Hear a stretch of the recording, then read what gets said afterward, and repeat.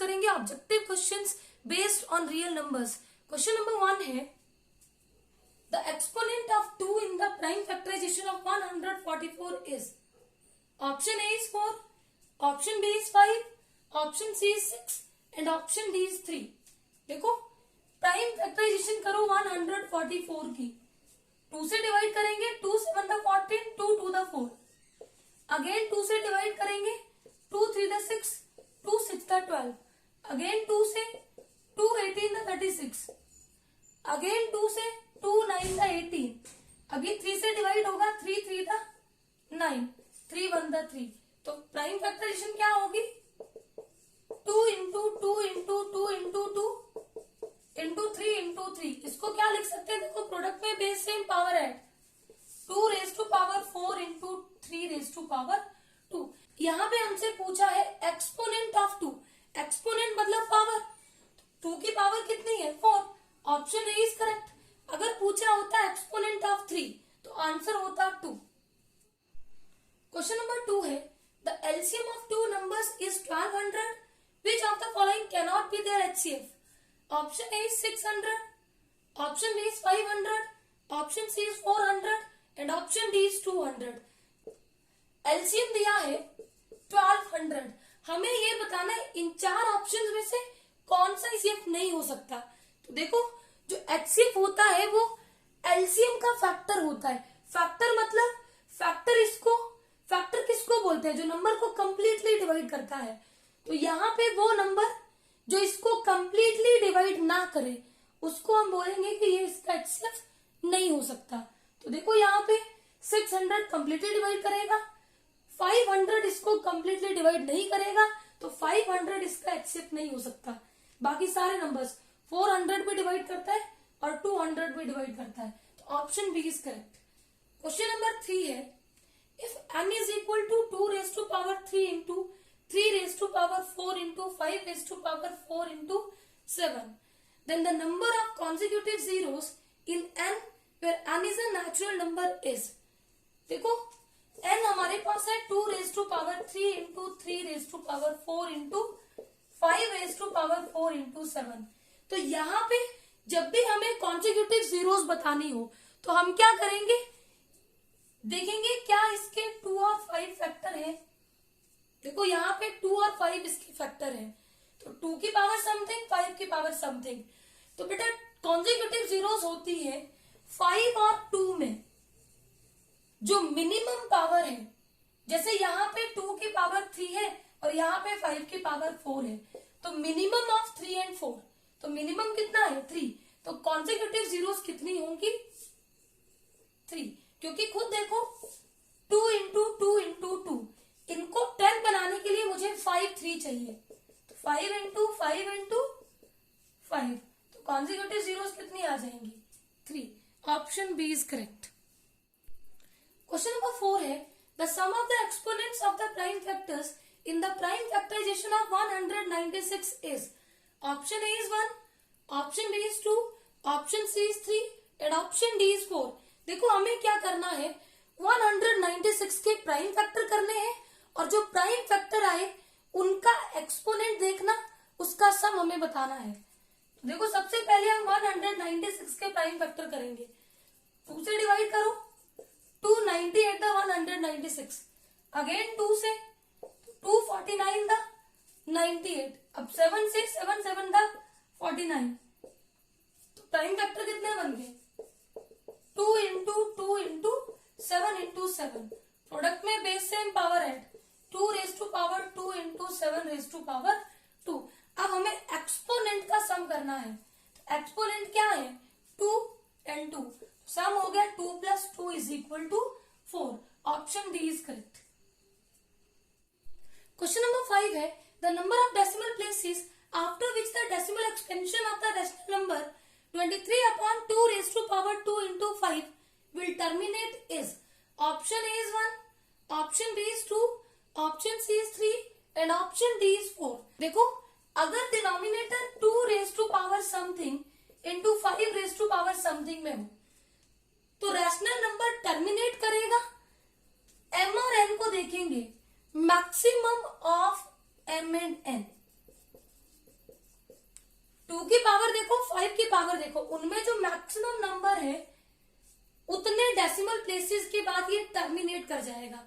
तो देखो Q जो है वो 2 raise to power 2 into 5 raise to power 1 है। तो M यहाँ पे 2 है और N यहाँ पे कितना है 1। तो 2 और 1 में मैक्सिमम नंबर क्या है 2। तो आफ्टर 2 डेसिमल प्लेसेस ये टर्मिनेट करेगा। Option B is correct.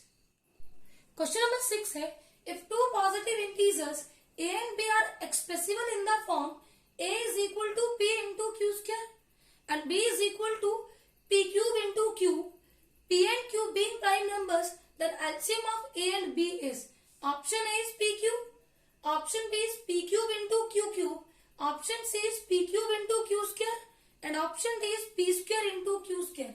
देखो नंबर्स है a is equal to p into q square and b is equal to p cube into q।